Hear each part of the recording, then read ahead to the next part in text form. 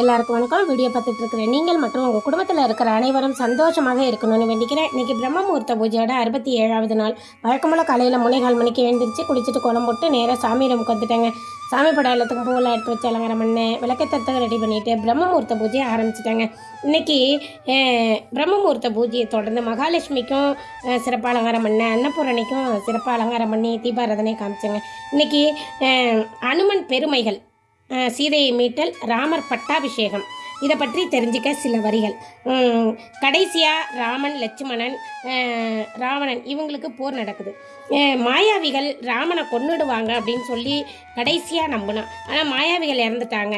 இப்போ ஒரே ஒரு படை தான் பாக்கி இருக்குது, மூலபலம் அப்படின்ற ஒரு சினை. இதையோட போர்க்களத்துக்கு வந்து நிற்கிறான் ராவணன். இவங்க மாயாஜால வித்தையில் ரொம்ப தேர்ந்தவங்க. அதனால் இந்த விஷயம் விபீஷணன் மூலம் ராமனுக்கு தெரியுது. மோகனாஸ்திரத்தை உபயோகிக்கிறாரு. இதனால் வீரர்கள் ஒவ்வொருத்தருமே ராமனை மாதிரி தோன்றவே ஒருவர் மற்றவரை கொன்று அழிக்கிறாங்க. ராவணன் மாயையால் சீதையை தோற்றுவித்து போர்க்களத்தில் கொண்டு வந்து நிறுத்தி கழுத்தை வெட்டி எறிகிறான். இதை கண்டு வானர வீரர்கள்லாம் மயக்கம் போட்டு விழுவுறாங்க. அனுமன் மாயை என்பதை உணர்த்துறாரு. ஆனால் நாராயணாஸ்திரத்தை ராமன் உபயோகிக்கிறாரு. அதனால் ராவணனோட மாயைகள் எல்லாம் ஒழிஞ்சு போச்சு. இப்போ ராமனுக்கும் ராவணனுக்கும் கடுமையான போர் நடக்குது. ராமன் கொடியை ராவணன் அறுத்து எறிஞ்சிட்டான். அதனால் அனுமன் பனை மரத்தையே பெயர்த்து கொடியை அனுப்பாட்டுறாரு. ஒரு வழியாக ராவணனை வதம் செஞ்சு விபீஷணனுக்கு முடிசூட்டிட்டு சீதையை மீட்டு இலங்கையை விட்டே புறப்படுறாங்க. ராமருக்கு பட்டாபிஷேகம் ஏற்பாடு நடக்குது. சேதுக்கரையை அடையிறாங்க. ராவண வம்சத்தினர் எல்லாரும் பிரம்ம குலத்தில் தோன்றினவங்க. அதனால் தனக்கு பிரம்மகத்தி தோஷம் இருக்கும் அப்படின்றதால அனுமனை காசிக்கு அனுப்பி ஒரு சிவனை கொண்டு வர்றதுக்கு அனுப்புகிறாங்க. இப்போ அனுமன் வர்றதுக்கு கொஞ்சம் தாமதம் ஆனதால் மணலால் சீதையை கொண்டு ஒரு லிங்கத்தை செஞ்சு அதை மலர்களை தூவி பூஜிக்கிறாரு. லிங்கத்தோட அனுமன் வராரு. ஏமாற்றமாகி போச்சு. மணலால் சிங்கம் பிடிச்சி வழிபட முடியும்னா என்னை எதுக்கு காசிக்கு அனுப்பணும் அப்படின்னு வருத்தத்தோடு நிற்கிறாரு. அனுமன் கோபத்தை பார்த்த ராமன், இந்த மணல் லிங்கத்தை நீயே தூக்கி எரிஞ்சிரு, நீ கொண்டு வந்ததை நான் பிரதிஷ்டை பண்ணுறேன் அப்படின்றாரு. எவ்வளவோ முயல்றாரு, முடியல. கடைசியில் தன் வாளால் சுற்றி லிங்கத்தை இழுக்க வாழை அறுபட்டு அனுமன் கீழே போய் விழுவுறாரு. இப்போ வானர வீரர்கள்லாம் சிரிக்கிறாங்க. அவமானமாக போச்சு, ராமன் மீது நம்ம கோபம் கொண்டுட்டோமே, நம்ம தப்பு பண்ணிட்டோம் அப்படின்றத உணர்றாரு அனுமன். இப்போ அனுமன் கொண்டு வந்த லிங்கத்தை பிரதிஷ்டை பண்ணுறாரு ராமன். நீ கொண்டு வந்ததை முதல்ல கும்பிட்டுட்டு தான் அப்புறம் நான் செஞ்ச லிங்கத்தை எல்லாரும் வணங்குவாங்க அப்படின்னு சொல்லி சொல்கிறாரு ராமன். இப்போ ஆரண்யவாசம் முடிஞ்சு 14 வருஷம் முடிஞ்சு இப்போ எல்லாரும் அயோத்திக்கு போகணும். போகிறதுக்கு லேட்டாச்சுன்னா பரதன் தீக்குளிச்சிடுவான் அப்படின்றது எல்லாருக்குமே தெரியும். அதனால் அனுமனை அனுப்பி வைக்கிறாரு. போய் விவரத்தை சொல்கிறாரு. பரதன் இன்னும் ராமன் வரலையே அப்படின்னு அக்னி குண்டத்தை வளம் தீயில விழறதுக்கு இருந்த சமயத்தில் அனுமன் வாயு வேகத்தில் போய் தடுக்கிறாரு. ராமர் தூதன் நான் தான் அப்படின்னு சொல்லி அறிமுகப்படுத்துகிறாரு. இப்போ 2 பேரும் இருக தழுவி ஆனந்த கண்ணீர் பெறுகிறாங்க. இப்போ ராமன் அயோத்திக்கு சேர்ந்த உடனே எல்லாரும் ஆனந்தம் அடைகிறாங்க. ராமனுக்கு பட்டாபிஷேகம் நடக்குது. தேவர்கள், கந்தர்வர்கள், தவ முனிவர்கள், வானர வீரர்கள், நகர மக்கள் இப்படி எல்லாரும் கூடியிருக்காங்க. ராமன் தனக்கு உதவியாக இருந்த எல்லாரையும் கௌரவிக்கிறாரு, வெகுமதி அளிக்கிறாரு. அனுமனை பார்த்து சிரித்தபடியே தான் அணிஞ்சிருந்த முத்துமலையை சீதையிட்ட கொடுத்து அனுமனுக்கு கொடுக்க செய்கிறாரு ராமன். அதை வாங்கி கண்களில் ஒத்திட்டு போட்டுக்கிட்டாரு. இப்போ தன்னை ஆலிங்கனை செய்யுமாடி சொல்கிறாரு ராமன். ஆலிங்கனை செய்கிறாரு. யாருக்குமே கிடைக்காத பாக்கியத்தை பெறுறாரு அனுமன். தன்னோட உணவருந்த கூப்பிட்றாரு. அதே மாதிரி போய் உணவருந்துறாரு. இப்போ இப்படியெல்லாம் கௌரவப்படுத்துகிறாரு ராமன் அனுமனை. முடிசூட்டு விழா முடியுது. வந்தவர்கள் எல்லாரும் விடை பெறுறாங்க. அனுமனும் ராமன்கிட்ட விடை பெற்று இமயமலை சாரலை அடைஞ்சி ராமநாமத்தையே ஜெபிச்சுக்கிட்டு இருக்காரு. அயோத்திக்கு மன்னனா சிறப்பாக ஆட்சி புரிகிறாரு. ஒரு சலவை தொழிலாளி ஒருவன் மனைவியை கோபத்தில் தெரிஞ்சவங்க வீட்டில் போய் ஒரு நாள் தங்கிட்டு வராங்க.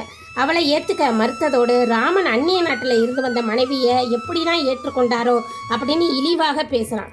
இதை கேட்டுக்கிட்டு இருந்த ராமன் ரொம்ப வேதனை அடைகிறாரு. கருவுற்று இருந்த சீதையை வால்மீக ஆசிரமத்தில் போய் விட்டுட்டு வரும்படி லக்ஷ்மணன்ட்ட சொல்கிறாரு. அவரும் அதே மாதிரியே செய்கிறாரு. இங்கே சீதைக்கு ஒரு ஆண் குழந்தை பிறக்குது. பேர் லவன்னு வைக்கிறாங்க. ஒரு சமயம் சீதை நீராடுவதற்கு நதிக்கு புறப்படுறாங்க. அப்போ முனிவரை தொட்டிலில் உறங்குற குழந்தைய பார்த்துக்குங்க அப்படின்னு சொல்கிறாங்க. முனிவரும் சம்மதிக்கிறாரு. அவர் வேற ஒரு வேலையாக இருந்ததால் சீதை முனிவருக்கு சிரமம் எதற்கு அப்படின்னு தொட்டிலில் இருந்த குழந்தைய அவங்களே தன்னோட எடுத்துகிட்டு போயிடுறாங்க. முனிவர் அதை கவனிக்கல. கொஞ்ச நேரம் கழித்து தொட்டிலில் பார்க்குறாரு, குழந்தை காணோம். ரொம்ப பயப்படுறாரு. சுற்றியும் பார்க்குறாரு காண. உடனே ஊஞ்சலில் தர்ப்பையை கிள்ளி போட்டு தொட்டியில் ஆட்டுறாரு. தன்னோட தவ வலிமையால் குழந்தையா மாறிடுச்சு. கொஞ்ச நேரத்தில் சீதை குழந்தையோட வராங்க. அப்புறம்தான் விஷயம் தெரியுது. அதுலேருந்து லவணம் குசனம் உடல் பிறப்புகளே வளர்ந்து வராங்க. இப்போ அனுமன் வந்து அஸ்வமேத யாகத்தை செய்யறதுக்கு விரும்புகிறாரு. வசிஷ்டர் முனிவர்கள்லாம் சீதை இல்லாமல் செய்ய முடியாது, அவங்கள எப்படி அழைச்சிட்டு வர்றது முடியாது, தங்கத்தால் ஒரு சீதை உருவத்தை செஞ்சு யாகத்தை நடத்தலான்னு யோசனை சொல்கிறாங்க. அதன்படியே யாகம் முடியுது. அஸ்வமேத குதிரை அவிழ்த்து விடப்படுறது. இப்போ பாதுகாப்பாக சத்ருகனன், சுமதி, புஷ்கரன் இவங்க எல்லாரும் போகிறாங்க. இருந்தாலும் அனுமன் பின்னாடி போனால் நல்லா இருக்குமே அப்படின்னு நினைக்கிறாரு. இது உடனே அவரோட அனுமனோட புத்திக்கு தெரியுது. உடனடியாக காற்று வேகத்தில் வந்து அதே குதிரை பின்னாடி அவரும் போய்கிட்டு இருக்காரு. ஒரு நதியில் இறங்கி நடக்கிறப்ப குதிரை மாயமாக மறைஞ்சு போச்சு. எல்லாரும் திடுக்கிடுறாங்க. மடு பக்கத்தில் பெரிய மாளிகை ஒன்று இருக்குது. அங்கே போய் பார்த்தா ஒரு தலைவி தவக்கோலத்தில் இருக்காங்க. எல்லாரையும் வணங்குறாங்க. கோபம் வருது. ஆண்கள் யாருமே இங்கே வர முடியாது, நீங்கள் எப்படி வந்தீங்கன்னு சொல்கிறாங்க. விவரத்தை அனுமன் சொல்கிறாரு. உடனே வீரமணின்ற வீரன் தான் குதிரையை கட்டி வச்சுருக்கான், நீங்கள் ராமநாமத்தை சொன்னீங்கன்னா அதை குதிரையை மீட்கலாம் அப்படின்னு சொல்லி வழி அனுப்பி வைக்கிறாங்க. அங்கே போகிறாங்க. குதிரையை கேட்குறாங்க, விட முடியாது அப்படின்னு சொல்கிறாரு வீரன். உடனே சண்டை போர் நடக்குது. வீரமணி சிவனோட பக்தன், அதனால் சிவனை துதிக்கிறாரு. உடனே சிவனும் வீரபத்திரர்களும் போருக்கு தயாராக வந்து நிற்கிறாங்க. இதை பார்த்த சத்ருகனனும் புஷ்கரனும் மயங்கப்பட்டு விழுகுறாங்க. அனுமன் ராமநாமத்தை உச்சரித்தபடியே நிற்கிறாரு. சிவன் கேட்குறாரு, உனக்கு என்ன வர வேணும் கேளு அப்படின்னு சொல்லி. நான் சஞ்சீவி மலையை கொண்டு வர வரைக்கும் நீங்கள் இங்கேயே இருங்க அப்படின்ட்டு போய் மலையை கொண்டு வராரு. இப்போ சிவன் சிரிக்கிறாரு. ஏன்னா ராமநாமம் இருக்கும்போது சஞ்சீவி மலை எதற்கு அப்படின்னா அதுக்கப்புறம் தான் அனுமனுக்கு தெரியுது. திரும்ப எடுத்த இடத்துலையே போய் வச்சுட்டாரு. அதன் முடிஞ்சு இப்போ திரும்பவும் குதிரை அவிழ்த்து விடப்படுது. நீலமலையில் சங்கராங்கன் அப்படின்ற நகரத்தை சுபாகு மன்னன் ஆண்டு வரான். அவனோட பையன் தமணன். இவன் குதிரையை கட்டி போட்டுட்டான். ஏற்கனவே அனுமன் குதிரையை கேட்குறாங்க, கொடுக்கல. போர் நடக்குது. அப்போ அனுமன் வந்து தன்னோட திருப்பாதங்களால் நெஞ்சில் ஒரு உதைக்கிறாரு. இப்போ ராமன் தரிசனம் கிடைக்குது அவனுக்கு. ஆஞ்சநேயரோட திருப்பாதங்கள் பட்டதும் எனக்கு ராம தரிசனம் கிடைச்சிருச்சு அப்படின்னு குதிரையை அவிழ்த்து விடுறாரு. 2 பேரும் ஆலிங்கனம் பண்ணிட்டு கிளம்புறாங்க. இப்போ குதிரை திரும்பவும் குண்டல நகரத்தை போகுது. அங்கே சுரதன் அப்படின்றவன் கட்டி போட்டுட்டான். அவன் ஏற்கனவே ராமபக்தன் தான், ஆனால் சண்டையிட்டதுக்கு அப்புறம் தான் தெரியுது ராமபக்தன்னு. 2 பேருமே மன்னிப்பு கேட்குறாங்க. இப்போ குதிரை போகுது. வால்மீகி ஆசிரமத்தில் இருக்கிற அங்கே குதிரை வந்து நிற்கிது. லவண குசனும் அதை பிடிச்சி கட்டி போட்டுட்டாங்க. இவங்க எல்லாரும் போய் குதிரையை அவிழ்த்து விடும்படி கேட்குறாங்க. அப்போ அந்த குழந்தைங்க சொல்கிறாங்க, தன் மனைவி கருவுற்று இருக்கும்போது கூட காட்டில் விட்டதை ஏளனமாக பேசுகிறாங்க. சத்ருகனுக்கு கோபம் வருது. எதுக்குறான்? அனுமனுக்கு அவங்க யாருன்னு தெரிஞ்சு போச்சு, ராமகுமாரர்கள் தான் அப்படின்னு சொல்லிட்டு இந்த போரை ரசித்து பார்த்துக்கிட்டு இருக்காரு. ஆனால் அந்த அம்புகள் சத்ருகனன் மீது படாதவாறு அனுமன் காத்து வராரு. அதற்குள்ள ராமன் தன் சகோதரர்களோட அங்கே வராரு. வால்மீகியும் சீதையும் அங்கே வந்து சேர்றாங்க. லவனும் குசனும் பெருமையை எடுத்து பாராட்டுறாங்க. ராமன் தன் எண்ணப்படி அஸ்வமேத யாகத்தை சிறப்பாக செஞ்சு முடிக்கிறாரு. திரேதாயகம் முடியும் தருவாயில் தன்னுடைய அவதாரத்துக்கான பணி முடிஞ்சிட்டதை உணர்றாரு ராமன். வைகுந்தம் செல்ல விரும்புகிறாரு. அனைவர்கிட்டையும் விடை பெறணும் அப்படின்னு சொல்லி கேட்குறாரு. அனுமன்கிட்டையும் விடை பெறாரு. வாயுபுத்ரா, என் மீது அபார பக்தி செலுத்துகிற நீ என்னோட வைகுந்தத்துக்கு வா அப்படின்றாரு. அவர், சுவாமி, தங்கள் திருநாமத்தை உச்சரிப்பதிலேயே பேரானந்தம் கொள்கிறேன், நான் சேதனையை பாதுகாத்து வரேன் அப்படின்னு பணிவோட அவரும் விடை பெறாரு.